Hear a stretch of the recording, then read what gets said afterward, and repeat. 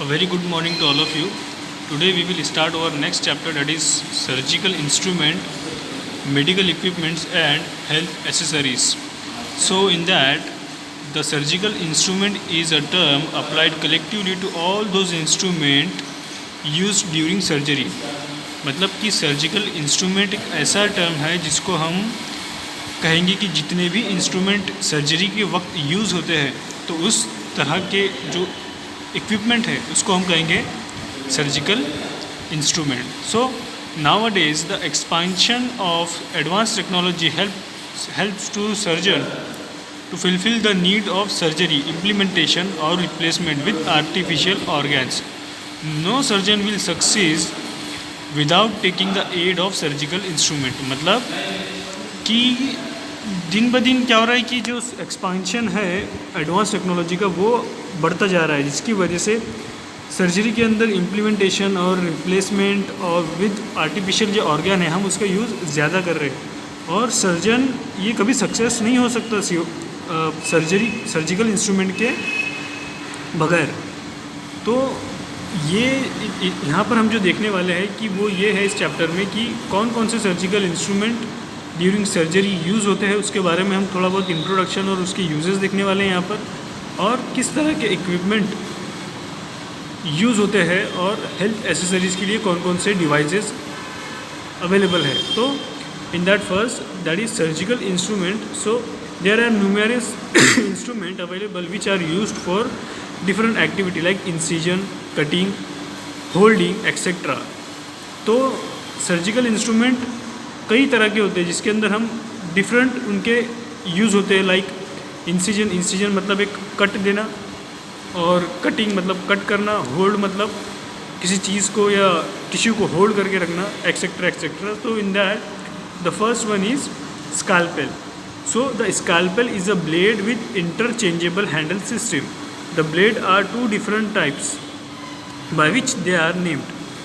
सो जो स्कैल्पेल्स है वो एक इंटरचेंजेबल है, मतलब कि जो हम जिसको हम चेंज कर सकते हैं, और वो क्या है कि इनके डिफरेंट शेप्स है और डिफरेंट शेप की वजह से उनके डिफरेंट नेम है. जैसे कि यहाँ पर हम देखेंगे फर्स्ट वन इज़ पॉइंटेड. सो इसका नाम पॉइंटेड क्यों है? क्योंकि इसका जो टिप है वो पॉइंट है.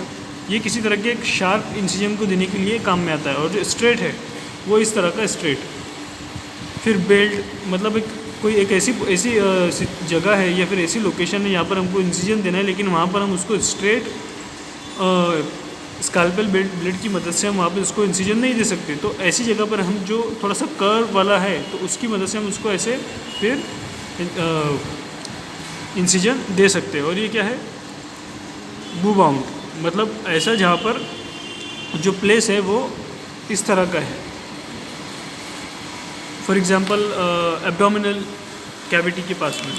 सो इनकी यूजेस क्या है कि scalpels are use to make an incision. मतलब ये जितने भी स्कैल्पेल्स है इनका एक ही रोल है कि ये सिर्फ इंसिजन देने के काम में आते हैं.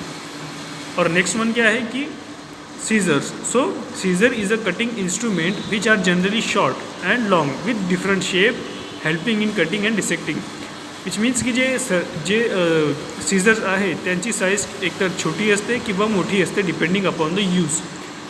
अँड त्यांचे डिफरंट प्रकारचे शेप्स असतात जे आपल्याला हेल्प करतात कटिंग आणि डिसेक्टिंगसाठी. कटिंग म्हणजे एखादी टिश्यूला कट करणे किंवा त्याला डिसेक्ट करायचं आहे आपल्याला, तर याच्यासाठी आपण पर्टिक्युलर वेगवेगळे प्रकारचे सीजर यूज करता ते आपण इथे बघणार आहे.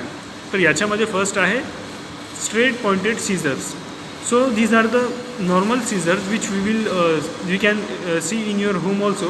So this type of ये एक ऐसी सीजर होती है जो कि नॉर्मल टाइप की होती है जिसके पॉइंट्स जो होते हैं वो शार्प होते हैं. सो ये एक ऐसी सीजर जैसे कि नॉर्मल सीजर जो हमको जो आपने देखा होगा कि इसके जो पॉइंट्स होते हैं वो शार्प होते हैं. तो ये कौन सी सीजर है? Straight pointed scissor. So straight pointed scissor are used freely at place where there is no risk of injury to vital structures.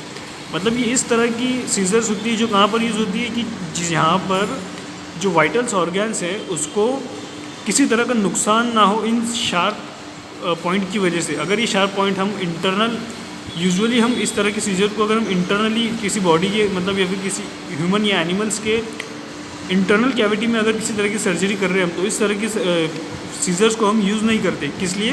क्योंकि इसके पॉइंट शार्प होते हैं, और अगर इसके पॉइंट शार्प होने की वजह से क्या होगा कि जो दूसरे टिश्यूज़ है जिसकी हम सर्जरी कर रहे हैं, उससे हटकर जो टिश्यूज़ है, मतलब जो सराउंडिंग में जो टिश्यूज़ है, उनको इसकी वजह से किसी तरह हार्म हो सकता है। क्यों? क्योंकि इसके जो पॉइंट है वो शार्प होते हैं। तो इस तरह के सीजर्स हम इंटरनल ऑपरेशन के लिए या फिर इंटरनल सर्जरी के लिए यूज़ नहीं करते। इसको हम जो एक्सटर्नल सरफेस होता है वहाँ तक के हम इसको यूज़ करते हैं। और सेकंड मेन कौन सी है? Straight blunt scissors. मतलब straight blunt scissor is use where there is no risk of damaging important structure. तो ये एक ऐसी सीजर्स होती है जो जहाँ पर हम उसको यूज़ करते हैं कि जहाँ पर हमको ऐसे चांसेस है कि यहाँ पर हमको अगर हमने पॉइंटेड सीजर यूज़ किया तो वाइटल्स ऑर्गन जो है बॉडी में उनको नुकसान हो सकता है, वो अफेक्ट हो सकते हैं। तो वहाँ पर हम इस तरह के सीजर यूज़ करेंगे। ब्लंट मतलब ये आगे से ब्लंट होती है, मतलब इनके जो एजेस होते हैं वो शार्प नहीं होते, वो इस तरह के ब्लंट होते हैं, जिसकी वजह से जो दूसरे टिश्यू है इनको किसी तरह की हार्मनेस नहीं पहुंचती, या फिर हम कहेंगे कि इसकी वजह से मतलब जो इंजरी है वो दूसरे टिश्यू को नहीं मिलती। क्यों? क्योंकि इसके जो एजेस है वो शार्प नहीं है, वो ब्लंट है। तो हम इस तरह की फोर्सेप को ज़्यादातर इंटरनल सर्जरी के लिए यूज़ करते हैं। सो नेक्स्ट जो हम देखने वाले हैं वो ये है कि that is curved and flat scissors. तो ये जो सीजर्स होती है ये थोड़ी सी कर्व्ड होती है। कर्व्ड किस लिए होती है कि curved on flat scissor is used in the deep region here the space is very much confined. तो अभी जब आप सर्जरी करते हो किसी चीज़ की, तो अगर आप इंटरनल सर्जरी कर रहे हो ह्यूमन में या फिर एनिमल्स के अंदर, तो कहीं पर अगर डीप आपको इंसिजन देना है या फिर आपको डीप कहीं पर कट देना है, तो जो स्ट्रेट सीजर है वो वहाँ पर सीधी तरीके से पहुँच नहीं पाती। सपोज जैसे कि कोई स्ट्रक्चर है, वहाँ पर इस तरह की कोई टिश्यू है, लेकिन आपको उसके नीचे कट देना है, तो लाइक स्ट्रेट सीजर जो है वो वहाँ पर यूज़ नहीं कर सकते। तो इसलिए हम ब्लंट सीजर यूज़ करके उसको पर्टिकुलर इस तरह का कट वहाँ पर जाकर दे सकते हैं। जैसे कि हमको यहाँ पर कट देना है, लेकिन यहाँ पे किसी तरह की कोई टिश्यू है, तो हम इस तरह के उसमें वो सीजर जाके उस पर्टिकुलर जगह पर उसको कट दे सकते हैं by using this type of curve flat scissors. And the next one is angle on edge scissors. So angle on edge scissor is use to dissect structure with run ऑब्लिक्वली।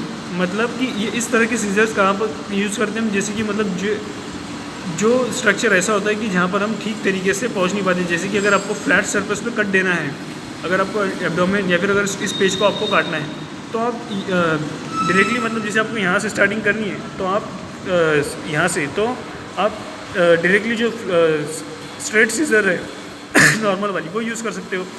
लेकिन अगर आपको बीच में काटना है, बीच में अगर आपको यहाँ पे कट करना है, तो अगर आप उस जो नॉर्मल सीजर है वो यूज़ करोगे तो आपको थोड़ी प्रॉब्लम आएंगी। लेकिन आप अगर इस तरह की फोर्सेप यूज़ करोगे तो आप इस तरह से पकड़ोगे और इस तरह से उसको कट करोगे, तो आपको ये फिजिबल रहेगी as compare to normal one. So इस तरह की जितनी भी डेलिकेट सर्जरी होती है, तो वहाँ पर इस तरह की फोर्सेप को यूज़ करते हैं, जिसके जो एज है वो ज़्यादा शार्प नहीं होते, वो जो है वो ब्लंट होते हैं, और ये जो है वो एंगल्ड होती है इस तरह से।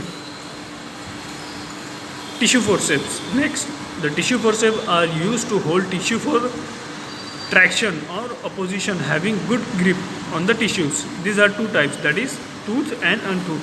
मतलब टिश्यू फोर्सेप क्या होती है कि जो टिश्यू का जो मटेरियल होता है या फिर जो टिश्यू होते हैं वो ज़्यादा सॉफ्ट होते हैं एज़ कम्पेयर टू हमारी like skin is a hard material as compare to internal body parts. So जब हम अंदर टिश्यू में किसी तरह की सर्जरी कर रहे होते हैं, तो वहाँ पर सर्जरी परफॉर्म करने के लिए जो टिश्यू होते हैं वो बहुत ज़्यादा सॉफ्ट होते हैं, वो एकदम सॉफ्ट होते हैं, जिसको आप किसी फोर्सेप की मदद से ऐसे मतलब उठा नहीं सकते। आप उसको उठाएंगे तो आपके फोर्सेप से वो स्टिक मतलब वो स्लिपरी हो जाते हैं, वो मतलब फिसल जाते हैं वहाँ से, मतलब वो ग्रिप ठीक तरीके से नहीं बैठती इसमें। तो इसमें दो तरह की फोर्सेप होती है। कैसी?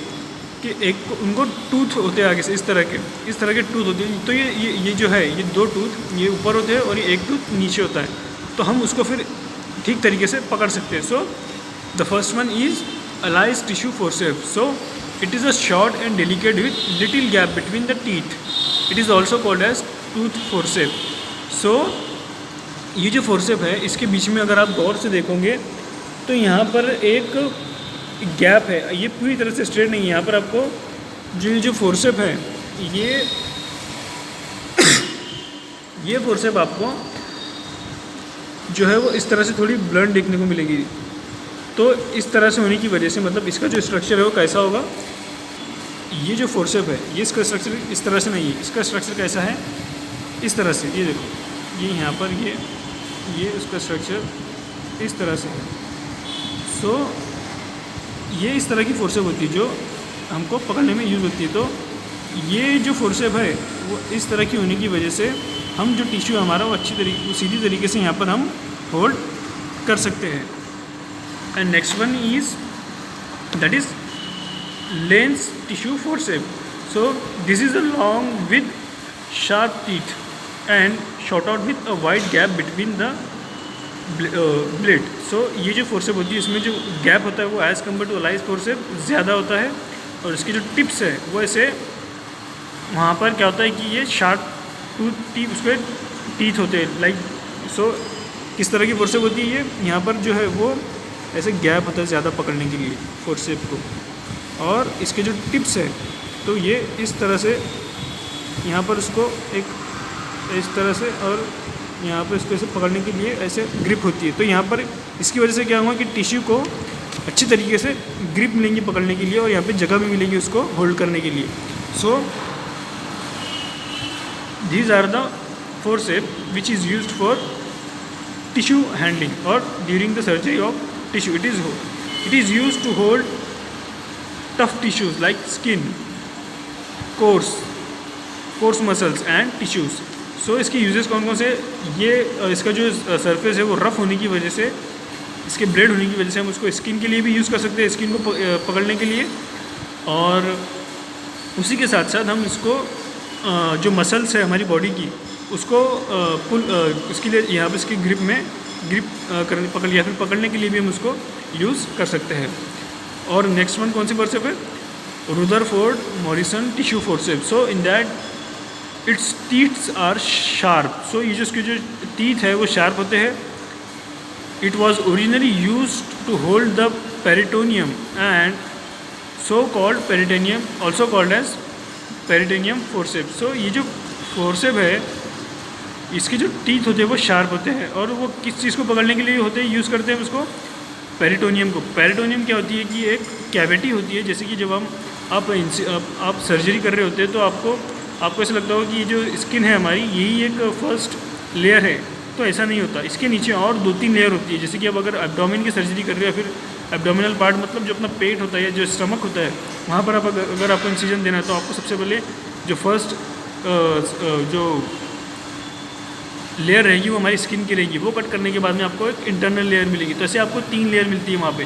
तो जो तीसरी लेयर होती है वो पेरिटोनियम होती है, पेरिटोनियम की लेयर होती है। तो इस तरह की लेयर को पकड़ने के लिए वो लेयर क्या होती है कि बहुत ज़्यादा स्लिपरी होती है, वो आप उसको दूसरी फोर्सेप से पकड़ नहीं सकते हो। जैसे आप उसको पकड़ेंगे वो वहाँ से स्लिप हो जाती है। तो इसको पकड़ने के लिए इस तरह की फोर्सेप का यूज़ करते हैं। सो यूजेस क्या क्या है इसके, it is use to hold fibrous tissue. Fibrous tissue को जहाँ पर मतलब बहुत ज़्यादा फाइबर्स वाले टिश्यू है, ऐसे टिश्यूज़ या रिएक्टर शीट एंड स्टमक और पेरिटोनियम एज है। तो इस तरह की फोर्सेप, इस तरह के टिश्यूज़ को होल्ड करने के लिए हम इस तरह की फोर्सेस का यूज़ करते हैं। So the next one is Babcock tissue forcep. So it is untooth forcep, the blades are fenestrated. So ये जो फोर्सेप होती है इसमें जो है इस तरह का गैप होता है। जैसे कि देखो ये फोर्सेप, ये जो होता है ये ग्रिप होती है। जैसे कि मतलब आपने एक बार इसमें यहाँ से टिश्यू होल्ड कर लिया तो यहाँ से आप उसको फिर बंद करके मतलब उसको होल्ड करके रख सकते हैं। तो ये जो फोर्सेप है बैकबॉक, इसमें गैप भी होता है, और जो यहाँ पे जो है ये शार्प नहीं होते, यहाँ पे किसी तरह का ब्लेड नहीं होता, लेकिन वो इस तरह के होते हैं, like this type of structure होता है यहाँ पे ऐसे। तो वो इस तरह से टिश्यू को होल्ड करके रखते हैं यहाँ पे। So use to hold delicated structure and soft tissues. तो यहाँ पे अच्छा ये हम क्यों यूज़ करते हैं, जैसे कि हम टिश्यू अगर होल्ड करना ही है तो हम इस तरह की फोर्सेप भी यूज़ कर सकते हैं, लेकिन हम इसी को क्यों, इसका यूज़ क्या है, इसका पर्पस क्या है, इसको बनाने की वजह क्या है, क्यों, क्योंकि ये जो फोर्सेप है डेलिकेटेड स्ट्रक्चर, जैसे कि अगर कोई बहुत बारीक स्ट्रक्चर है जो इस तरह की फोर्सेप से यूज़ करने पर कट हो सकता है या फिर उसको इंजरी मिल सकती है, तो हम इस तरह का फोर्सेप यूज़ करेंगे जिसको ब्लेड नहीं है, लेकिन हम उसको इसके इस तरह के पॉइंट होने की वजह से हम उसको ग्रिप हमको मिलेगी, लेकिन वो उसको डैमेज नहीं होगा टिश्यू को। तो इस तरह को टिश्यू को होल्ड करने के लिए हम यूज़ करते हैं। It is use to hold appendix during appendicectomy, मतलब जो अपेंडिकेस्टोमी के अंदर जो सर्जरी होती है इसमें अपेंडिक्स को होल्ड करने के लिए भी इस तरह की फोर्सेप का हम यूज़ कर सकते हैं।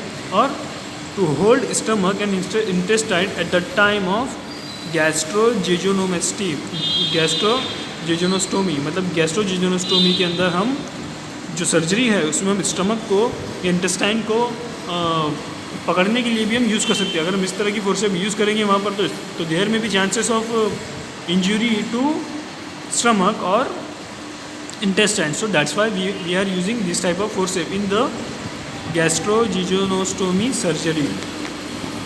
So next one is homeostatic forceps. So homeostatic forceps are also called as artery forceps. These have a special design on the blades like transverse serrations and fenestrations which prevent slipping of the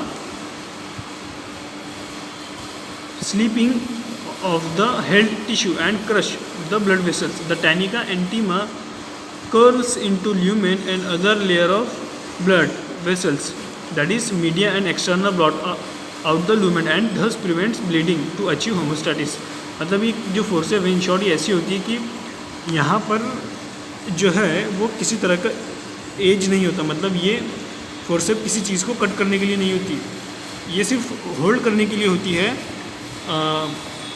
like veins को hold करने के लिए हम इस तरह की forceps का use कर सकते हैं। जैसे कि हम अगर आर्टरी फोर्सेप इसलिए बोलते हैं क्योंकि जो आर्टरी होती है, जो हमारी वेन्स होती है, इसको पकड़ने के लिए यूज़ करते हैं। सो इसका पर्पस क्या है कि अगर हम इसके अच्छा सबसे पहले हम इसकी टाइप देखेंगे कौन कौन सी है। Ordinary forcep, Kocher's forcep, liner forceps and mosquito forceps. तो इसका यूज़ क्या है कि ये जो फोर्सेप होती है ये इस तरह की होती है, जैसे कि सपोज़ ये हमारी वेन है, हम किसी तरह की सर्जरी अगर कर रहे हैं तो वेन के अंदर क्या होता है कि अगर हमने इसको जैसे कि हमको इस वेन को इंसिजन देना है या फिर उसको हमको स्टिचेस देना है, लेकिन अगर हमने वेन कट की है तो यहाँ पे जो ब्लड का फ्लो है वो कंटिन्यूसली शुरू रहेगा। तो इससे क्या हुआ कि होमोस्टैटिक जो ब्लड है वो हमारी बॉडी से पूरी तरह से निकल जाएगा। तो हम इस फोर्सेप की मदद से क्या करते हैं कि हम इसको पकड़ के रखते हैं यहाँ से, ताकि जो ब्लड है वो वेन से पास ना हो सके। और जो आपने इस तरह का स्ट्रक्चर देखा है यहाँ पे तो ये क्या करता है कि इसको होल्ड करके रखता है। ऐसा जब आप पकड़ते हो तो ये लॉक हो जाता है, ये एक तरह का लॉक है जो लॉक कर देता है। और यहाँ पे जब हमको फिर जो हमारी जो फोर्सेप के अंदर जो हम फिर यहाँ पे इस तरह की यूज़ करने के बाद में इसको पकड़ने के बाद में क्या होता है कि जो ब्लड फ्लो है वो बंद हो जाता है। फिर हम क्या कर सकते हैं, इसको ब्लड फ्लो बंद हुआ तो हम इसकी मदद से यहाँ पर फिर हमको इसको स्टिचेस दे सकते हैं बिना किसी ब्लड फ्लो के। तो इस तरह की फोर्सेप को हम इस तरह की सर्जरी में हम यूज़ करते हैं। तो uses to achieve homeostasis, to catch bleeding of periosteal vessels, to hold bleeding in fibrous background,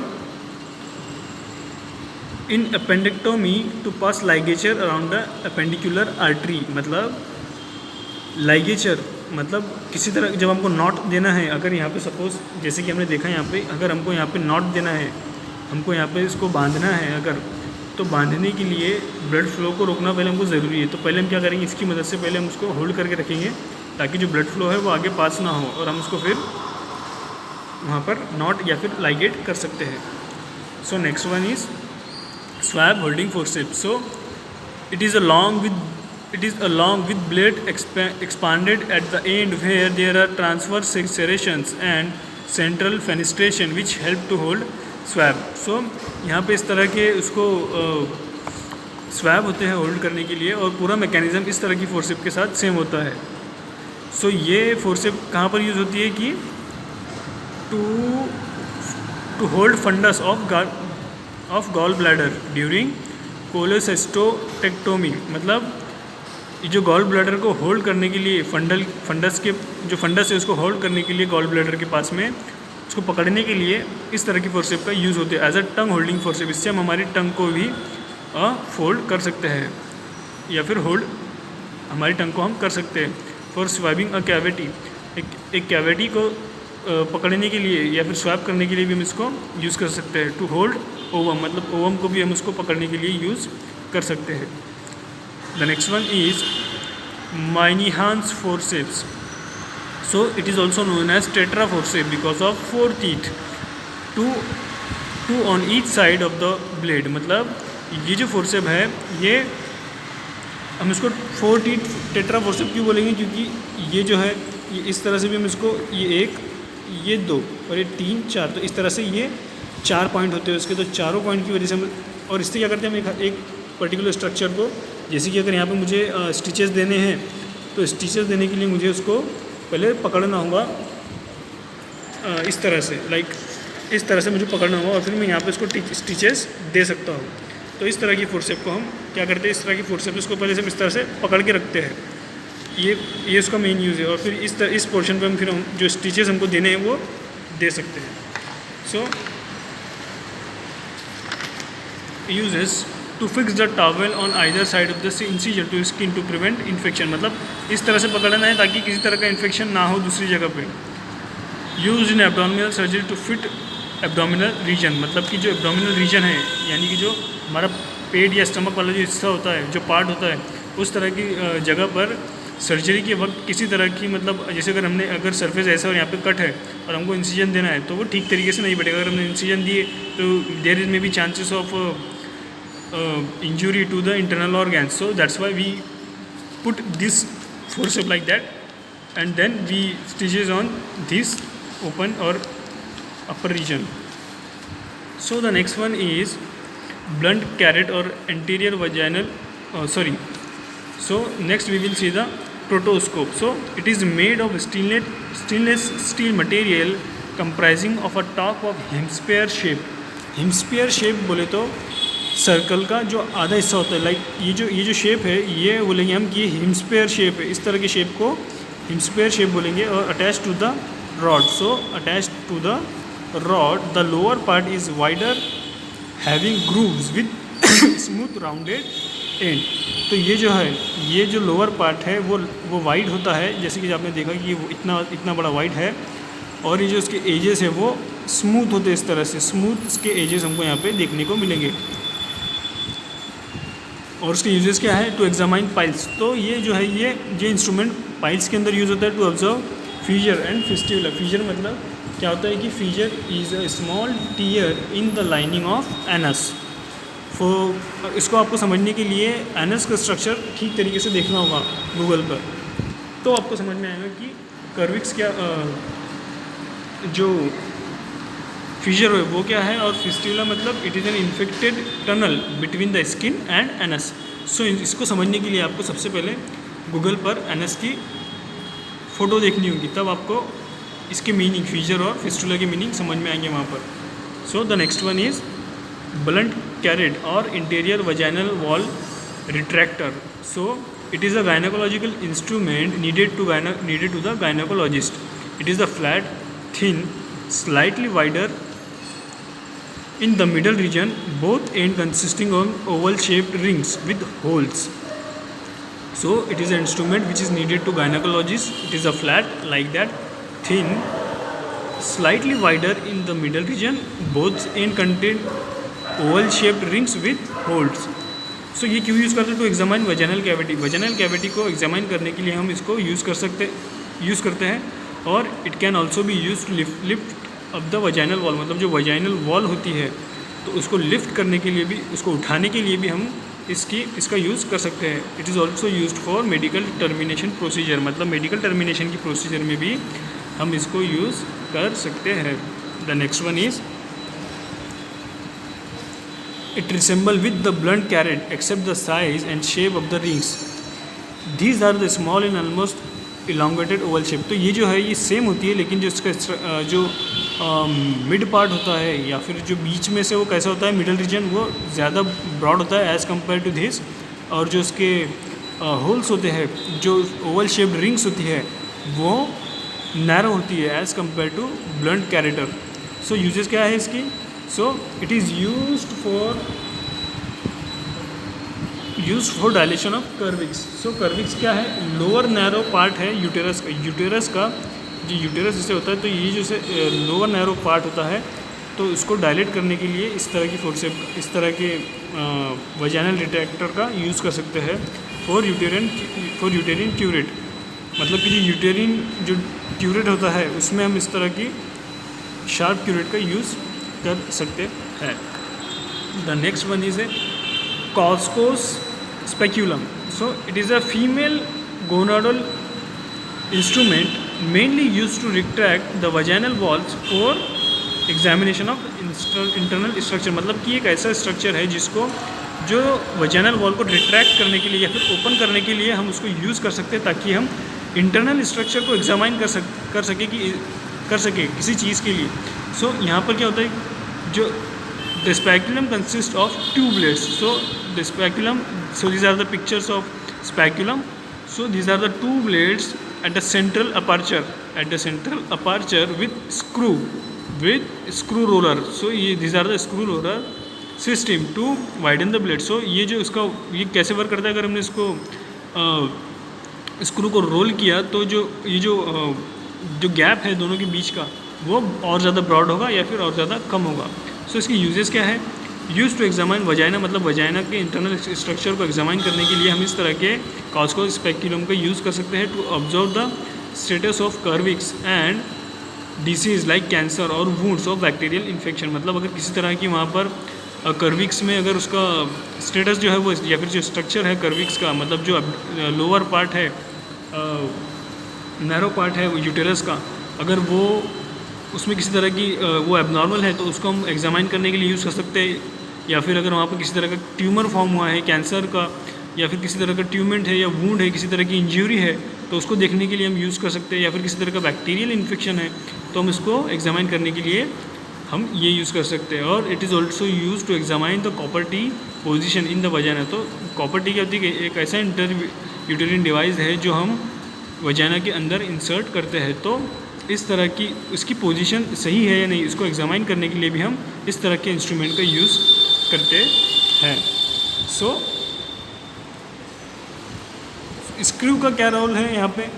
to wider the arms by screwing. मतलब जो स्क्रीविंग करने की मदद से इसको रोल, मतलब इसको स्क्रीव करने की मदद से जो स्पेस है इसके बीच का, हम इसको वाइडर भी कर सकते हैं या फिर नैरोअर भी कर सकते हैं। Arm, so arm are the flat blunt plates. तो जो आर्म है ये फ्लैट है और ब्लंट है। ब्लंट किस लिए? कि अगर ये शार्प रहे तो चांसेस हो सकते हैं कि इसकी वजह से कट्स या फिर इंटरनल ब्लीडिंग या इंटरनल इंजरी हो सकती है।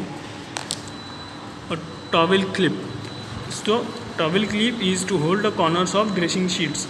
तो ये टॉवेल क्लिप क्या होती है कि एक क्लिप होती है कि जो कॉर्नर होती है अपना, एक सर्जरी की है ड्रेसिंग के टाइम पे जो कॉर्नर से किसी तरह की सर्जरी है, तो इस तरह की कॉर्नर को पकड़ने के लिए ऐसे हम इस तरह की टिप का यूज़ करते हैं। So next one is medical equipments for.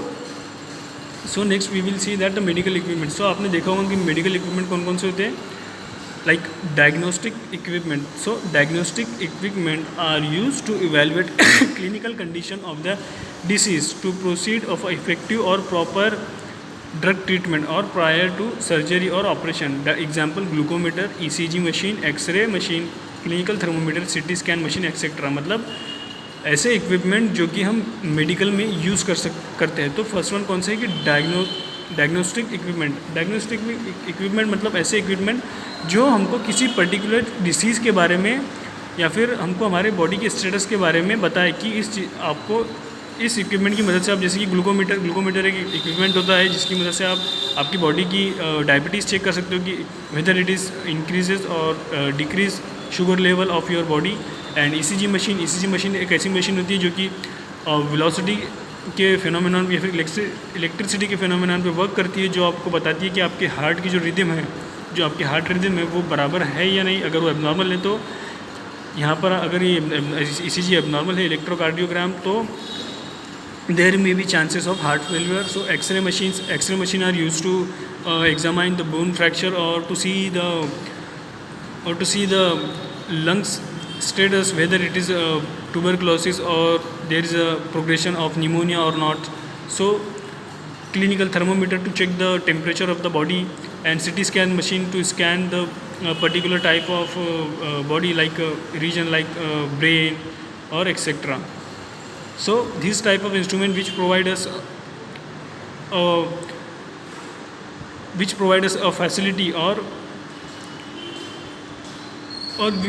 give us a status about our body, like ECG machine, glucometer. So we will call it as diagnostic equipment, or the next one is therapeutic equipment. Like these are the used to obtain relief from localized or systemic discomfort like pain, swelling, respiratory obstruction. Example, nebulizer, steam, hot water bags. So there's a difference between diagnostic equipment and therapeutic equipment.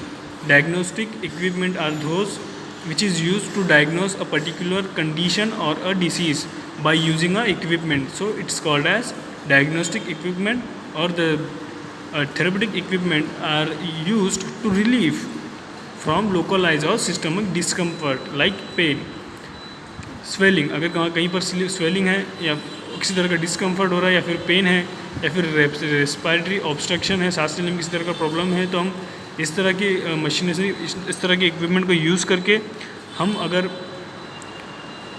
Therapeutic efficacy हमको मिलती है किसी तरह का equipment use करके, तो हमको उसको बोलेंगे थेरेपेटिक इक्विपमेंट। सो एग्जांपल कौन सी, नेबुलाइज़र, जिसकी वजह से हम भाप ले सकते हैं या फिर स्टीम ले सकते हैं, जिसकी वजह से जो रेस्पिरेटरी जो हमारे फेफड़ों के अंदर या फिर लंग्स के अंदर जो म्यूकस होता है वो सीक्रेट फिर वहाँ से होकर निकलता है बाहर। फिर उसके बाद में steam vaporiser, hot water bags, अगर हमको कहीं पर पेन हो रहा है या फिर स्वेलिंग है तो हम वहाँ पर हॉट वाटर बैग का यूज़ कर सकते हैं। सो these are the medical equipment which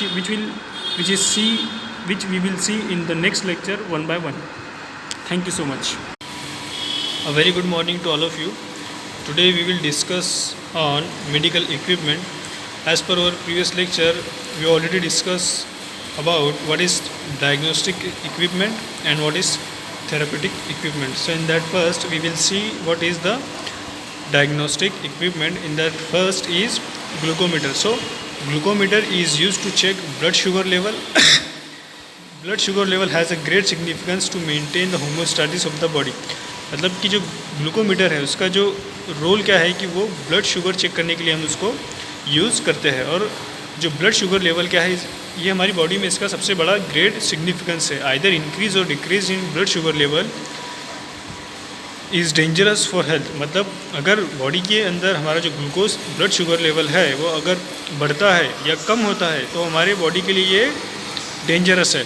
it causes disorder known as hyperglycaemia, that is commonly called as diabetes और हाइपरग्लाइसीमिया और decrease in blood sugar level. अगर बॉडी में हमारी ब्लड शुगर लेवल डिक्रीज़ हुआ या कम या ज़्यादा होता है तो जो हमारी बॉडी का इंटरनल सिस्टम जिसकी वजह मेंटेन रहता है, जितना भी हमारा नॉर्मल सिस्टम बॉडी का मेंटेन रहता है वो मेंटेन नहीं रह पाएगा। उस क्या होगा, वो एबनॉर्मल वे में वर्क करेगा। इसकी वजह से ये ज़रूरी है कि हम हमारी बॉडी का ग्लूकोज लेवल मेंटेन करके रखें। तो उसके लिए एक ग्लूकोमीटर है जिसकी वजह से पेशेंट्स को लेबोरेटरी में जाने की ज़रूरत नहीं होती, वो घर पर ही उसका ग्लूकोज या फिर ब्लड शुगर लेवल में चेक कर सकता है और उसके बेसिस पे फिर वो ट्रीटमेंट ले सकता है डॉक्टर या फिजिशियन से। So nowadays the variety of compact glucometers are available. So a diabetic patient not need worry about checking his blood sugar level at outside the laboratories. आजकल क्या है कि हर तरह के ग्लूकोमीटर्स अवेलेबल है मार्केट में। सो जो डायबिटीज़ का जो पेशेंट है उसको ये टेंशन करने की ज़रूरत नहीं है कि वो उसको एक लेबोरेटरी में जाकर ही घर के बाहर निकल कर लेबोरेटरी में जाकर उसको चेक करवाना है। जैसे भी कोरोना की सिचुएशन चल रही है तो आजकल जो पेशेंट्स है वो भी मतलब घबराए हुए कि मतलब बाहर अगर लेबोरेटरी में चेक करवाया और किसी तरह का कंटेमिनेशन अगर होता है तो इन सब चीज़ों से बचने के लिए भी जो ग्लूकोमीटर है वो एक इम्पॉर्टेंट रोल प्ले करता है कि वो हम उसको घर पर ही चेक कर सकते हैं। और उसकी मेथड जो है चेक करने की वो बहुत सिंपल है। कैसे? He himself can do it at home and other refer to his physician and for further instruction. मतलब कि वो घर पर ही इसको चेक कर सकता है और उसका जो भी फिर रीडिंग आएंगी वो उसके बाद में उसको फिजिशियन से फिर कंसल्ट करके इंफॉर्मेशन या फिर मेडिसिन ले सकता है। So a compact glucometer can be operated by a single button only by using a strip, and the result are obtained within a minute with all details on a display section of glucometer.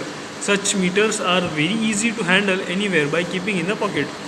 मतलब कि जो glucometer है वो इतना easy है कि हम उसको बाय वन क्लिक के अंदर हम हमारा ग्लूकोज लेवल चेक कर सकते हैं by using a strip on this side. अगर आपने ग्लूकोमीटर देखा होगा तो इसके इस साइड पे आपको स्ट्रिप प्लेस करनी होती है जिसकी वजह से वो प्रिक करती है निडल्स हमारे फिंगर्स को। वहाँ पर फिर वो ब्लड जो है वहाँ पर फिर ब्लड आने के बाद में विदिन अ मिनट हमको हमारी जो ग्लूकोज लेवल है वो हमको देखने को मिलती है। So this is the typical diagram of और structure of glucometer. The next that we will see is ECG machine. So in that a graphical record of electric changes occurring during the cardiac cycles of the heart is known as electrocardiogram. The instrument used to record ECG is known as electrocardiograph. So all we know about the function of ECG machine, that is electrocardiogram, उसका main function क्या है कि वो हमारा ECG record करता है। मतलब body की जो कार्डियक साइकिल है, जो इलेक्ट्रोकार्डियोग्राम है, उसको वो रिकॉर्ड कर सकता है। तो इस इंस्ट्रूमेंट का प्रिंसिपल क्या है हम यहाँ पे देखेंगे कि if a U shaped magnet having two pole and a magnetic field is created in that area, in this area a wire is placed is connect to the battery and the galvanometer. The needle show deflection which will depend upon the voltage and direction the current. The same phenomenon is applied in the machine. मतलब कि in short ये एक ऐसी machine है जो कि current के फिनोमेनॉन पे या फिर वोल्टेज के फिनोमेनॉन पे वर्क करती है। इसमें क्या होता है कि इसमें बहुत सारे की वायर्स देखने को मिलती है हमको जो कि हमारी बॉडी से कनेक्टेड होती है और ये क्या करती है कि जो एक पर्टिकुलर वे में एक वोल्टेज प्रोवाइड करती है, लेकिन कार्डियक में चेंजेस होने की वजह से वो जो वोल्टेज है वो भी चेंज होता है और जो वोल्टेज चेंज होता है वो यहाँ पे इस तरह से रिकॉर्ड होता है और इस तरह से रिकॉर्ड होने के बाद में फिर हम एग्जामाइन कर सकते हैं कि हमारे हार्ट में जो हमारे हार्ट की हार्ट बीट है वो एबनॉर्मल है या फिर वो नॉर्मल है। तो हम ये किसकी बेसिस पे जो ECG मशीन है उसमें हम किस प्रिंसिपल की बेसिस पे डिटेक्ट करते हैं? करंट या वोल्टेज की बेसिस पे। So ECG machine is use to observe the functioning of heart as the heart problems are increasing day by day. जो ECG मशीन है वो हमको एक इम्पोर्टेंट रोल प्ले करती है कि हमको हार्ट के फंक्शन देखने के लिए कि हमारा हार्ट प्रॉपर वे में वर्क कर रहा है या नहीं। So ECG machine is a must for all hospitals. Multi channel ECG analyser machines are available with the hospital which give complete ECG interpretation and precise recording for accurate and instant diagnosis. मतलब जो ECG की machines है वो भी और ज़्यादा हम उसको कहेंगे कि मल्टी चैनल या फिर और ज़्यादा अपडेटेड वे में या फिर और ज़्यादा नॉवेल्टी हमको उस मशीन में देखने को मिल रही ताकि हमको एक कन्वीनियंट और एक एक्यूरेट रिज़ल्ट और इंस्टेंट रिज़ल्ट हमको उसके मिले। इसलिए कंपनीज लाइक हाइंडिट्रॉन and BPL are providing such machine to the hospital. ये जो कंपनी है ये ECG मशीन प्रोवाइड करती है हॉस्पिटल्स को अलग अलग वे में। उनके मल्टी चैनल्स वे के भी ECG है या फिर कन्वेंशनल भी उसके ऑपरेटर्स है या फिर मल्टी ऑपरेटेड या फिर जिसको हम कहेंगे ज़्यादा जो अच्छी तरीके से और एफिशिएंटली वर्क करते हैं एज़ कम्पेयर टू कन्वेंशनल, ऐसे ऑपरेटर्स भी वो प्रोवाइड करती है। तो इस तरह की कंपनी जो है वो हॉस्पिटल को ECG मशीन्स प्रोवाइड करती है।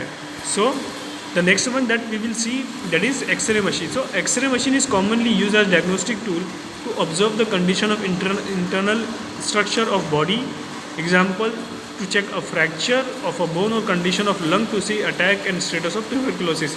मतलब एक्सरे मशीन के बारे में जैसे हम सबको पता है कि इस मशीन की हेल्प से हम हमारी बॉडी के अंदर जितने भी फ्रैक्चर्स है या फिर बोन का अगर स्ट्रक्चर हमको एग्जामाइन करना है तो हम उसको एक्सरे मशीन के ज़रिए एग्जामाइन कर सकते हैं। और अगर हमको किसी लंग्स की एक आधी डिसीज़ चेक करनी है, जैसे कि हमको ट्यूबरकुलोसिस का स्टेटस चेक करना है, या फिर हमको जैसे कि अभी बहुत चल रहा है जैसे कि हमको अगर निमोनिया चेक करना है, तो हम एक्सरे की मदद से the help of X-ray we can check the condition of our lungs, that is X-ray, that is pneumonia, और there is any presence of mycobacterium tuberculosis. So we can check by using or with the help of X-ray machines, or we can also examine or analyze the fractures of the body or the bones.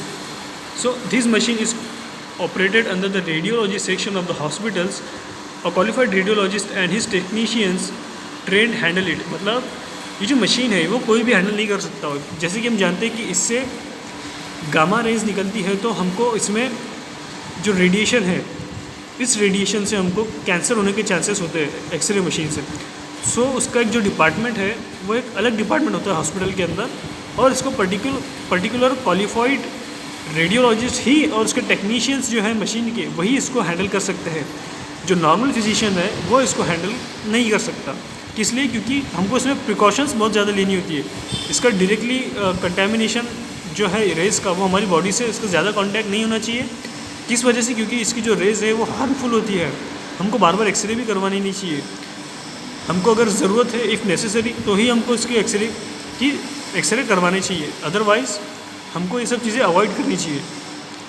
So the next one is CT scan machine. So CT scan stand for computed tomography. It is an advanced technique used for morphological examination of neurological organs, head, eyes, neck, spinal cord, etc. तो जो x ray जो CT scan machine है वो x ray के principal पर ही work करती है, लेकिन जो इसकी इफिकेसी है जो इसमें रिजल्ट डिटेक्ट होते हैं वो as compare to X-ray machine इसमें बहुत अच्छी तरीके से और कन्वीनियंट रिज़ल्ट हमको देखने को मिलते हैं। इसमें हम पर्टिकुलर एक कोई भी ऑर्गन के अंदर फोकस कर सकते हैं। इसमें जो रेज जो जनरेट हो रही है बीम के अंदर, वो पर्टिकुलर ऑर्गन के अंदर ये पर्टिकुलर एरिया में हम उसको बॉम्बार्ड कर सकते हैं। जैसे कि CT scan machine has important component like rays generating beam. So ये रेज जनरेटिंग बीम हमको यहाँ पे देखने को मिलेगा, डिटेक्टर्स एंड सिग्नल्स। सो इस तरह के जो फीचर्स है वो हमको एक्सरे मशीन में देखने को नहीं मिलते। So the X-rays are sharply generated by electronic beam and focus on a target structure. मतलब ये जो इलेक्ट्रॉनिक बीम है, यहाँ पे जो एक्सरे है वो जो रेज है वो बहुत शार्पली जनरेट होते हैं, और वो एक पर्टिकुलर एक ऑर्गन के ऊपर फोकस करते हैं। जो भी हमको पर्टिकुलर ऑर्गन का CT स्कैन करवाना है, like spinal cord, neck, eyes, head etcetera. So the signals are received by the detectors are finally digitalized to store in a memory unit. फिर जो एक्सरे निकले हैं वो एक स्टोर के अंदर यूनिट में स्टोर होते हैं। So next one is clinical thermometer. So इसके बारे में हम सबको पता है clinical thermometer. So clinical thermometer is use to measure the body temperature. जैसे कि हम सबको पता है कि जो थर्मोमीटर है वो बॉडी टेम्परेचर को में चेक करने के लिए हम यूज़ कर सकते हैं. So the temperature inside the body is defined as a core temperature. जो टेम्परेचर के जो हमारी बॉडी के इनसाइड जो टेम्परेचर होता है वो हम एज अ कोर टेम्परेचर हम उसको बोल सकते हैं. It remains almost +-1 Fahrenheit. So जो उसका टेम्परेचर है वो कॉन्स्टेंटली मेंटेन रहता है +-1. अगर उसमें कम ज़्यादा होना है तो वो ज़्यादा से ज़्यादा 1 फ़ारेनहाइट के ऊपर चेंज हो सकता है. Except when a individual develops a fibril illness. अगर किसी पर्सन को किसी तरह की डिसीज़ नहीं है तो उसमें हमको +1 टेम्परेचर जो है +- हमको देखने को मिल सकता है. लेकिन अगर वो किसी कंडीशन से या किसी इलनेस से अगर उसको किसी तरह की इलनेस है तो हमारी बॉडी का जो टेम्परेचर है वो फिर एबनॉर्मली हमको शो हो सकता है. फिर वो कम हो सकता है या फिर वो ज़्यादा हो सकता है. तो by with the help of clinical thermometer, we can check the temperature of our body. So there are three types of thermometer. The first one is oral type, the second one is rectal type, and the third one is universal type. So in the oral type thermometer, it is characterized by a cylindrical mercury bulb. So here we can see the cylindrical shape of mercury bulb. It is very sensitive for oral use. So this type of thermometer we can use only orally. मतलब हम इसको सिर्फ orally cavity में ही हम उसको use कर सकते हैं, कौन से, ओरल टाइप के थर्मोमीटर को. और उसका जो मर्क्यूरी की जो शेप है वो किस तरह से होती है, बल्ब की सिलेंडरी. और जो बी है that is rectal bulb type. It is a strong blunt pear shape bulb for safety and to retain in the rectum. मतलब इस तरह के जो सिलेंड्रिकल और जिसको हम कहेंगे कि जो ब्लंट पियर शेप के जो बल्ब होते हैं वो रिएक्टम में यूज़ करने के लिए हम यूज़ करते हैं इस तरह के थर्मोमीटर को. तो इसकी शायद इस तरह से क्यों है, ब्लंट क्यों है यहाँ से, क्योंकि ताकि वो रिएक्टम में ठीक तरह से रह सके, वो बाहर ना निकल सके, इसलिए उसका साइज़ इस तरह से होता है. So universal type. Third one is it can be used for oral as well as rectal use. तो इस तरह का जो थर्मोमीटर होता है वो दोनों जगह पे यूज़ होता है. कहाँ पे, एक तो ओरली भी यूज़ कर सकते हैं हम उसको, और रिएक्टम के लिए भी हम उसको यूज़ कर सकते हैं. तो ये किस तरह के पेशेंट के लिए होते हैं रिएक्टम वाले. It is commonly use for the children and uncooperative patient. मतलब कि ऐसे पेशेंट जो कॉर्पोरेट नहीं करते डॉक्टर से, या फिर जैसे कि छोटे बच्चे, वो अगर उनको हमने अगर दिया अगर थर्मोमीटर रखने के लिए, तो क्या करते हैं, उसको निकाल देते हैं. तो इस तरह के पेशेंट्स को या फिर बच्चों को करने के लिए हम रिएक्टम में उनको इंसर्ट करके हम उसका टेम्परेचर ले सकते हैं. सो अभी तो ये तो मतलब पुराने थर्मोमीटर हुए. अभी तो डिजिटल थर्मोमीटर भी हमको देखने को मिलते हैं. आप सबने देखा होगा कि उसमें हम पर्टिकुलर रखने के बाद में, जैसे कि इसमें क्या क्या जो प्रिंसिपल जो हम उसमें जो टेम्परेचर है किस तरह से रिकॉर्ड करते थे कि जो अपना मर्क्यूरी है वो फिर ऊपर आता था, और जो हमको टेम्परेचर है एलिवेटेड लेवल फिर हमको उसकी वहाँ पर देखने को मिलती थी. लेकिन अभी जो डिजिटल टेम्परेचर है, जो डिजिटल थर्मोमीटर है, वो किस प्रिंसिपल पर वर्क करते हैं कि हमने उसको एक बार बॉडी में रख दिया तो फिर वो वहाँ पर हमको बीप करके बता देता है हमारी बॉडी का टेम्परेचर डिजिटली. हमको किसी तरह का एग्जामाइन करने की ज़रूरत नहीं होती, हमको सिर्फ वो एक्यूरेटली हमको रीडिंग वहाँ पर देखने को मिल जाती है. और next one that we will see is nebulizer. So nebulizer are used for administration of medicine in disorders of larynx, trachea and lungs. So nebulizer एक ऐसी मशीन है जो मेडिसिन को एडमिनिस्टर करने के लिए होती है इन द फॉर्म ऑफ एरोजॉल्स. जो लिक्विड जो मेडिसिन से अगर हम उसको हमको एरोजॉल्स के फॉर्म में बॉडी में एडमिनिस्टर करना है, अगर हमको किसी तरह की लंग्स की या ट्रकिया की या लैरिंग्स की डिसीज़ है, तो उस पर्टिकुलर डिसीज़ में हम नेबुलाइज़र का यूज़ कर सकते हैं. So the nebulizer are generate fine particles of liquid in vapours. इसका प्रिंसिपल क्या है कि नेबुलाइज़र क्या करता है कि जो लिक्विड पार्टिकल्स होते हैं उनको फाइन वेपर्स में कन्वर्ट करके उसको हमारी बॉडी में इंसर्ट करता है या एडमिनिस्टर करता है. With in the container of this apparatus a small unit generate automisation inside a flask. A flow of air carried mist through the outlet tube of nebuliser. मतलब क्या होता है कि एक पर्टिकुलर इस बॉडी में यहाँ पर लिक्विड होता है, और पीछे से फिर हम उसको क्या करते हैं कि जो वाइब्रेशन जनरेट होते हैं वो वाइब्रेशन की मदद से जो लिक्विड है वो वेपर की फॉर्म में कन्वर्ट होकर फिर हम उसको बॉडी में हमारी इंसर्ट कर सकते हैं. So ultrasonic nebuliser are also available which are operated by electric power. The electric current generate vibration in the form of waves. जो नेबुलाइज़र की जो मशीन होती है वो क्या करती है कि वाइब्रेशन जनरेट करती है, फिर जो वाइब्रेशन है वो क्या करती है, वो फ्लूइड है उसको ब्रेक करती है, और उसको भी ब्रेक करके वो एरोजोल के फॉर्म में पार्टिकल्स में कन्वर्ट करके उसकी रेंज क्या होती है पार्टिकल्स की 0.5 to 3 माइक्रोमीटर. सो इस साइज़ में उसको कन्वर्ट करने के बाद में वो हमारी बॉडी में इंसर्ट होते हैं. So next one that we will see the steam, that is steam vaporizer. So this is the typical structure of steam vaporizers, in that it is an electrically operated device in which steam is generated with the help of very small heaters. मतलब जो steam जो है, मतलब जो पानी जो भाप किस तरीके से बनता है, उसके वेपर किस तरीके से फॉर्म होते हैं, स्मॉल हीटर की वजह से। इसमें हीटर होते हैं, हीटर क्या करते हैं, पानी को गर्म करते हैं, गर्म करने के बाद उसके वेपर फॉर्म होते हैं। The main advantage is that it is that a constant temperature has been maintain.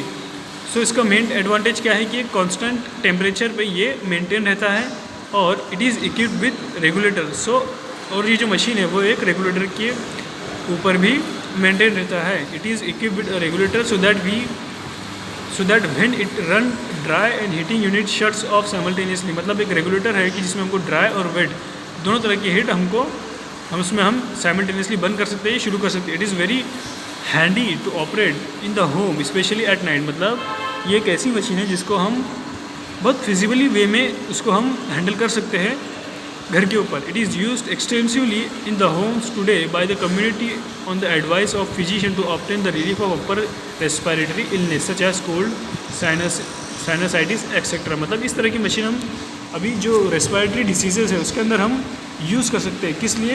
क्योंकि जो इसका जो प्रिंसिपल है वो क्या है कि ये जो लिक्विड है वो क्या करता है फिर कि जो हमारी बॉडी में जो मसल्स हैं हमारे बॉडी के, सॉरी लंग्स के, तो उसको वो रिलैक्स करने का काम करता है। उसको फिर वो जो उसमें जो म्यूकस है उसको सिक्रीट करने का काम करता है, वहाँ से बाहर निकालने का काम करता है। सो ये एक एडवांटेज है स्टीम वेपोराइज़र का। So the next we will see that is ventilator. So ventilator is providing oxygen therapy is a supportive adjunct to the respiratory therapist। अभी आजकल हमने आपको, जैसे कि आप सब वेंटिलेटर से अवेयर हो, अभी सब क्या हो रहा है कि जैसे कि अभी कोरोना के जो पेशेंट्स हैं उनको वेंटिलेटर की बहुत ज़्यादा ज़रूरत पड़ रही है। इसलिए क्योंकि इस कंडीशन में क्या होता है, सीवियर कंडीशन में कोरोना की, कि जो पेशेंट है वो खुद से ऑक्सीजन जो उसकी बॉडी की डिमांड है ऑक्सीजन की, वो खुद से वो पूरी नहीं कर पाता। तो हम उसको वेंटिलेटर की मदद से उसको हम ऑक्सीजन सप्लाई करते हैं। सो ये मशीन जो होती है वो इसका वर्क है, oxygen is a first gas which has therapeutic value. मतलब ऑक्सीजन एक ऐसी गैस है जो हम क्लिनिकली यूज़ कर सकते हैं। So therefore supplemental oxygen is used to treat various clinical disorders both respiratory and non respiratory in nature. Generally 2 litre पर minute O2 is needed to get relief of arterial hypoxemia and therapeutically it is provided to treat pulmonary hypertension and polycythaemia by keeping a patient ventilator. मतलब इस तरह की disease के अंदर मतलब क्या होता है कि एक तो हमको अगर बॉडी की जो रिक्वायरमेंट है ऑक्सीजन की अगर वो कम हो रही है, दैट इज़ इस तरह की कंडीशन को हम क्या कहते हैं, हाइपोक्सीमिया, जिसमें बॉडी जो ब्लड की जो ऑक्सीजन लेवल है वो कम होती है। तो हम उसको externally with the help of ventilator हम उसको प्रोवाइड करते हैं ताकि जो ऑक्सीजन की जो लेवल है वो मेंटेन रहे। सो इसमें हम मैन्युअली ऑक्सीजन प्रोवाइड करते हैं और उसकी जो लेवल है वो हमको उसकी रिक्वायरमेंट है वो कितना है 2 लीटर पर मिनट। हम उसकी जो रिक्वायरमेंट है वो उसमें मेंटेन करके हम उसको उतनी ऑक्सीजन मैन्युअली उस पेशेंट को प्रोवाइड करते हैं ताकि जो उसकी ऑक्सीजन लेवल है वो मेंटेन हो सके। So the next one is oxygen concentrator और enricher. So it is electrically operated device consisting pump which forces the ambient room air through a semi-permeable membrane that separates the nitrogen and delivers about 95% of oxygen at the rate of 3 to 5 litre पर minute. मतलब ये एक ऐसी machine है जैसे कि अभी जो कोरोना के जो पेशेंट्स हैं, तो अगर हमको घर पे ही ट्रीटमेंट करवाना है तो ये जैसे कि सिविल में अगर कोई गया होगा तो उन्होंने देखा होगा कि वहाँ पे ऑक्सीजन जो है वो सिलेंडर की मदद से वहाँ पे प्रोवाइड हो रहा है। लेकिन इस तरह की मशीन में क्या होता है कि ये जो मशीन अगर हमने घर पर यूज़ की है तो इस तरह की मशीन में ये क्या करती है कि जो अगर हमने मशीन को घर पे यूज़ किया तो जो हमारे रूम के अंदर जितने भी, वो क्या करती है कि जो रूम से हमारी रूम की एयर को अंदर लेती है और रूम की एयर को अंदर लेने के बाद में जो अलग तरह की गैसेस है लाइक नाइट्रोजन या और कोई भी गैस अगर वहाँ पर प्रेजेंट होंगी, कार्बन वगैरह, तो उसको सेपरेट करके सिर्फ और सिर्फ ऑक्सीजन 95% ऑक्सीजन वो प्रोवाइड करती है उस पेशेंट को। और उसका रेट कितना है 3 to 5 लीटर पर मिनट। So this is the more than sufficient. So अगर इस तरह के पेशेंट जैसे कि कोरोना के पेशेंट अगर घर पे हमको उसको ट्रीट करना है या फिर घर पे ऐसे पेशेंट को हमको ऑक्सीजन देनी है जिसकी जो खुद से ऑक्सीजन की लेवल मेंटेन नहीं कर सकता, तो इस तरह की मशीन की मदद से हम ऑक्सीजन की लेवल को मेंटेन कर सकते हैं उस पेशेंट के अंदर, why with the help of oxygen contractor और enricher machine. So this system over needs to never needs to refilling and most convenient to those patients who are homebound. The only drawback of the equipment is that it produce certain amount of noise. मतलब क्या है कि ये जो machine है इसमें हमको किसी तरह का गैस या फिर ऑक्सीजन के सिलेंडर रिक्वायरमेंट नहीं होती है, उसका एक एडवांटेज है। ये मशीन क्या करती है कि जो हमारे सराउंडिंग में जो गैस होती है, जो हमारी मतलब जो हमारी रूम के अंदर जो एयर होती है उसको सक करके उसमें से सिर्फ उसमें बाकी तरह की जो गैसेस है उसको निकाल कर सिर्फ ऑक्सीजन को प्रोवाइड करती है। लेकिन इसका ड्रॉबैक ये है कि वो सब मतलब थोड़ी मतलब some certain amount of noise, मतलब वो नॉइज़ पैदा करती है थोड़ी सी। सो ये उसका एक ड्रॉबैक है। So the next equipment is apnoea equipment या apnoea monitor. So the great threat to the livelihood of infant is due to sudden infant death syndrome. मतलब कि ये एक इस तरह की एपनिया एक ऐसी कंडीशन है जिसमें आपने सुनने को मिला हुआ कि बच्चे ने सांस लेना बंद कर दिया। छोटे बच्चे यूजुअली जो इन्फांट्स होते हैं वो क्या करते हैं कि जो सांस लेना क्या करते हैं वो बंद कर देते हैं 15 से 20 मिनट के लिए। तो इस तरह की कंडीशन में क्या होता है कि उनकी डेथ होने के चांसेस जो है वो ज़्यादा हो जाते हैं। तो ये जो एपनिया मॉनिटर है वो क्या करता है कि मॉनिटर करता है वो, जैसे कि हम उसका यहाँ पे प्रिंसिपल देखेंगे, this is somewhat similar to the symptom of apnoea. So this is the greatest challenge to medical community and hence to the hospital authorities started apnea monitoring program by framing a community of respiratory therapists under the guidance of neonatologist। मतलब कि जैसे कि मतलब अगर बच्चे ने सांस लेना खुद से बंद कर दिया तो हम उसको ऑक्सीजन कैसे दें फिर, या फिर हम उसको कैसे मॉनिटर करें। तो इसके लिए जो हॉस्पिटल से उन्होंने अथॉरिटीज़ बनाई जिसको उन्होंने कहा कि एपनिया मॉनिटरिंग प्रोग्राम और फ्रेमिंग अ कमेटी ऑफ, और जो कमेटी है वो रेस्पिरेटरी थेरेपिस्ट के थ्रू कंडक्ट की जाती है, जिसके अंदर जो ये जो कमेटी है उसको कौन गाइड करता है, नेनोटोलॉजिस्ट मतलब नियोनेटोलॉजिस्ट, मतलब ऐसा डॉक्टर जो सिर्फ जो बच्चों का डॉक्टर होता है, जो इन्फांट को ट्रीट करता है, ऐसे डॉक्टर के गाइडेंस के अंदर ये कमेटी को फॉर्म में लाया गया है, जिसका रोल क्या है। The apnoea monitoring is done by neograms, that is neocardiograms by using a device is called as apnea monitor. So this is the device apnea monitors which provide 2-channel recording of respiration and heart rate। मतलब कि ये जो machine है वो क्या करती है, एक तो रेस्पायरेशन का रेट और दूसरा हार्ट रेट, ये दोनों चीज़ें वो साइमल्टेनियसली रिकॉर्ड करती है, जिसकी वजह से और वो ये जो रिकॉर्डिंग है वो 24 आवर्स पीरियड तक के उसकी कंटिन्यूस रिकॉर्ड करती है। Then this recordings are printed out and analyse by the physician. और जो मतलब ये जो मशीन है इन शॉर्ट वो ऑक्सीजन या फिर रेस्पायरेशन रेट और कार्डियक रेट दोनों को रिकॉर्ड करती है 24 आवर्स के लिए, और 24 आवर रिकॉर्ड करने के बाद में डॉक्टर या फिर जो फिजिशियन होता है वो क्या करते हैं, वो रिकॉर्ड को प्रिंट करता है, और वो प्रिंट करने के बाद में एनालाइज करता है कि यहाँ पर किसी तरह का रेस्पिरेटरी इलनेस या कुछ और हमको देखने को तो नहीं मिल रहा है। अगर हमको किसी तरह का एपनिया या फिर किसी तरह की चेंजेस देखने को मिल रहा है तो फिर हम उसकी बेसिस पे उसको पेशेंट को या इन्फांट को ट्रीटमेंट प्रोवाइड कर सकते हैं।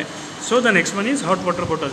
सो hot water bottles are use to get relief from localize muscular pain. The bottles are made up of rubber with the capacity of 500 ml। A cloth is wrap around the bottle to get comfort from hot water. So ये किस तरह की bottle होती है, plastic की, जिसमें हमको hot water fill करना होता है, और जैसे कि हम सबके घरों में होता है ये यूजुअली ये जो है हॉट वाटर की वजह से हमको जो रिलीफ मिलता है मस्कुलर पेन की, जो मस्कुलर पेन होता है वहाँ पर अगर हमने इसको रखा तो हमको इससे पेन से रिलीफ मिलता है। तो ये एक हॉट वाटर बॉटल है जो हमको या फिर हम सारे मतलब all you people are aware about this type of hot water bottle. So next that we will see is health accessories. So numerous health accessories are used in the hospital for rehabilitation, restoration and maintenance of the lifestyle. There are two types, ambulatory aids, bedside aids. Ambulatory aids मतलब ऐसे कि जो hospital में patient को admit करने के बाद में जो भी हेल्थ एसेसरीज लगने वाली है उसको हम बोलेंगे एम्बुलेटरी एड्स। और बेडसाइड एड मतलब जो पेशेंट जो भर्ती है या फिर जो बेड पर से उठ नहीं सकते तो उनके बेड के साइड में किस तरह की एसेसरीज होनी चाहिए तो हमको वो यहाँ पर देखने को मिलेंगे। तो इन एम्बुलेटरी एड्स व्हील चेयर्स, वॉकल्स और केन्स एंड क्रचेस एक्सेट्रा, तो ये सब एम्बुलेटरी एड्स में आया। और बेड साइड एड्स के अंदर cot with bed and swing, infusion bottle stand, bedside cabinet etcetera. So first we will see that is a wheelchair, a chair with wheels used to patient unable to walk. Different types of wheelchairs are available. मतलब कि ऐसे patients जो खुद से चल नहीं सकते, तो इस तरह के पेशेंट्स के लिए एक चेयर होती है जिनको व्हील्स लगे होते हैं, जिसके ऊपर पेशेंट बैठकर यहाँ वहाँ जा सकता है. वॉकर्स, वॉकर जैसे कि आपने देखा होगा, a frame walk use to support the patient who can not walk without one. जैसे कि मतलब अगर किसी का फ्रैक्चर होता है तो हमको वो एक तरह का स्टैंड नहीं होता जो हमको डॉक्टर देता है, जिसकी वजह से हम चलते हैं, तो उस तरह को हम उसको बोलते हैं अ फ्रेम वॉक और वॉकर्स, जिसको हम by with the help of walkers we can walk. So canes and crutches, canes and crutches help to transfer the weight of the weak limb and maintain the balance of the body. मतलब ये क्या होता है, एक तरह का जैसे कि जो डंडा होता है या फिर उस तरह की जो पकड़ कर जो चलते हैं, जो लोग जिनको चलते नहीं आता, उस तरह के वो ये उस तरह के जो इक्विपमेंट होते हैं उसको कहते हैं कैन्स एंड क्रचेस. सो यहाँ पर हमको ये सब देखने को मिला कि जो हेल्थ एसेसरीज़ है, जैसे कि अगर वो पेशेंट एडमिट होने वाला है तो उसमें हमको व्हील चेयर लगने वाली है, वॉकर्स लगने वाली है. व्हील चेयर किस लिए, ताकि अगर जो पेशेंट अगर वो चल नहीं सकता तो उसको हम व्हील चेयर पर बिठा कर चला सकते हैं, या फिर वॉकर्स जिसके ऊपर वो by with the help of walkers patient जो है अगर फ्रैक्चर है तो वो उसकी मदद से वो चल सकता है, या बॉडी का जो वेट है वो उसके ऊपर मेंटेन कर सकता है. सो इसी तरह से हम नेक्स्ट देखेंगे कि लिस्ट ऑफ सर्जरी की कौन कौन सी सर्जरी होती है, उसके नाम क्या होते हैं और उसके मीनिंग क्या है. So first we will see the GI tract surgery, मतलब ऐसी सर्जरी जो गैस्ट्रो इंटेस्टिनल ट्रैक से रिलेटेड है. तो उसमें फर्स्ट कौन सी है,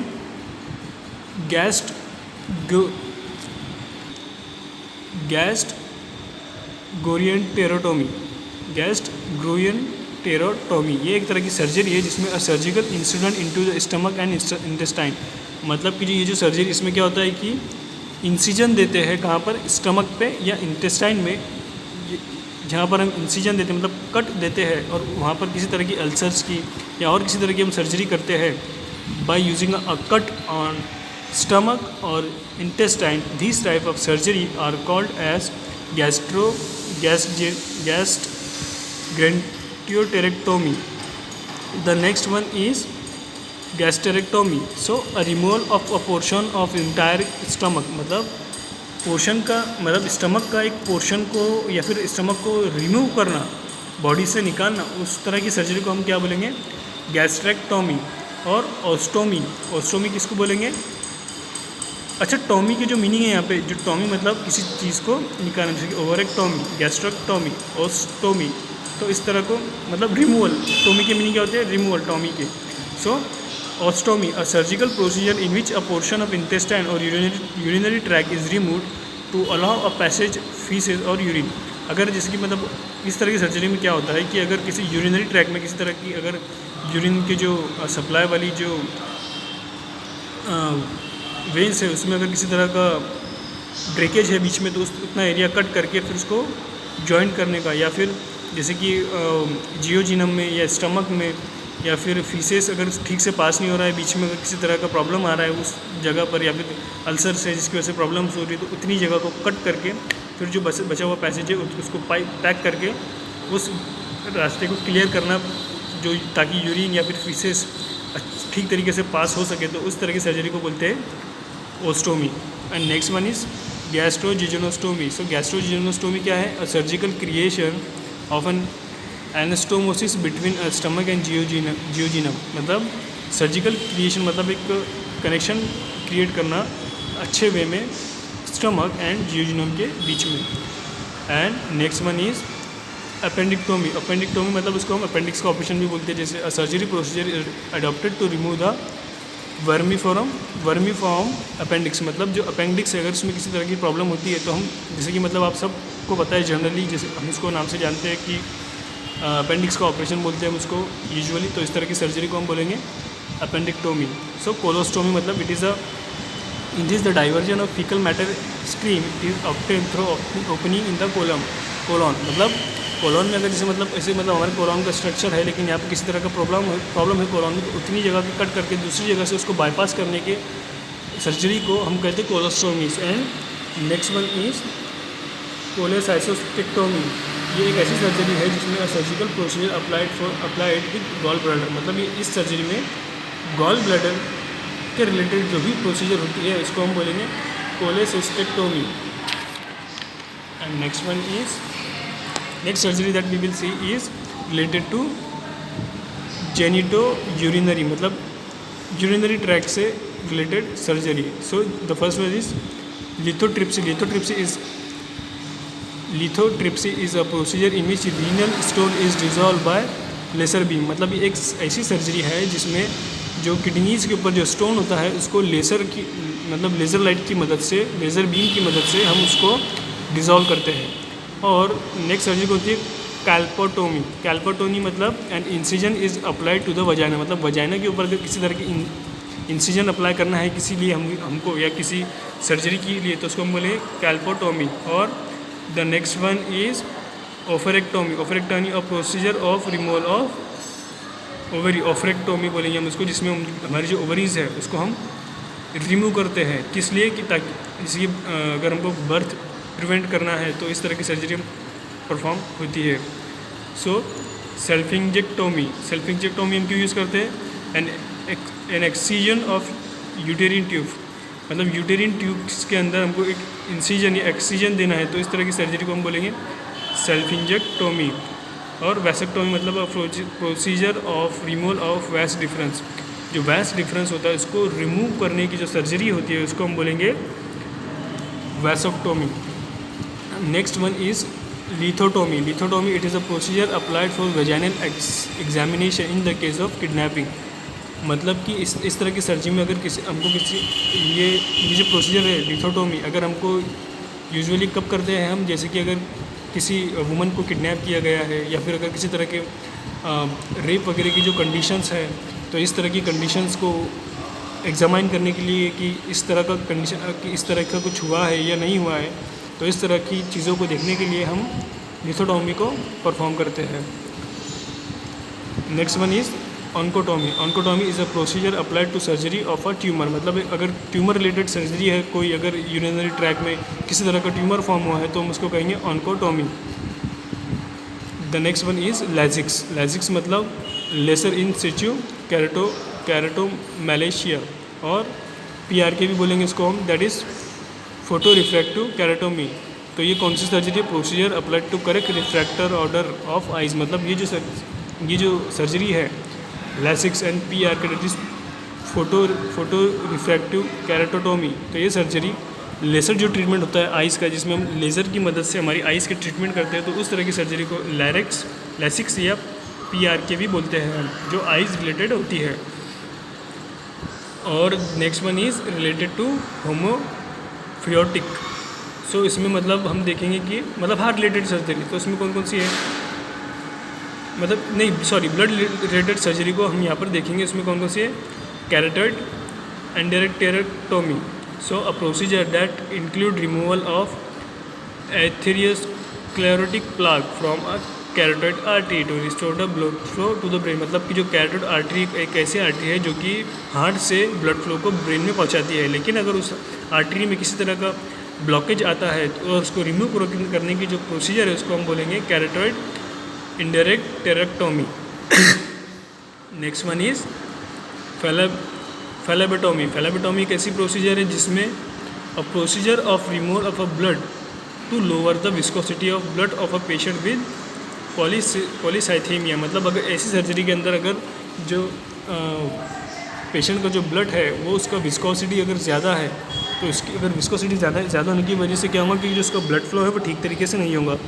तो ब्लड फ्लो को ठीक तरीके से हो इसके लिए हम जो सर्जरी परफॉर्म करते हैं उसको हम बोलेंगे फैलेबोटोमी. और नेक्स्ट वन कौन सी है? थ्रोम्बोटोमी. थ्रोम्बोटोमी एक ऐसा ऑपरेशन है जिसमें जो ब्लड क्लॉट, अगर किसी तरह का ब्लड क्लॉट फॉर्म होता है अगर वेंस के अंदर, अगर वेंस के अंदर ब्लड क्लॉट फॉर्म हुआ ड्यू टू एक्सेसिव कोलेस्ट्रॉल, तो जो ब्लड है वो ठीक तरीके से पास नहीं होगा. तो उस ब्लॉकेज को रिमूव करने की जो प्रोसीजर है उसको हम बोलेंगे थ्रोम्बोटोमी. और फिर हम देखेंगे surgery related to the other system that is lymphadenectomy. So it is the surgery a procedure is adopted to remove a lymph node. जो लिम्फ नोड होते हैं बॉडी में, हमारे पास ट्रकिया के पास में जो लिम्फ नोड होते हैं उसको रिमूव करने की जो सर्जरी होती है उसको हम बोलेंगे लिम्फेडेनेक्टोमी. एंड जो नेक्स्ट वन है न्यूमोनेक्टोमी। सो न्यूमोनेक्टोमी एक ऐसी सर्जरी है जिसमें हम अगर लंग्स को हमको रिमूव करना है बॉडी से, तो इस तरह की सर्जरी को हम बोलेंगे pneumonectomy. So here we will end our chapter, and in the next lecture we will start our chapter number 7, that is pharmacy and therapeutic committee and hospital formulary system. Thank you.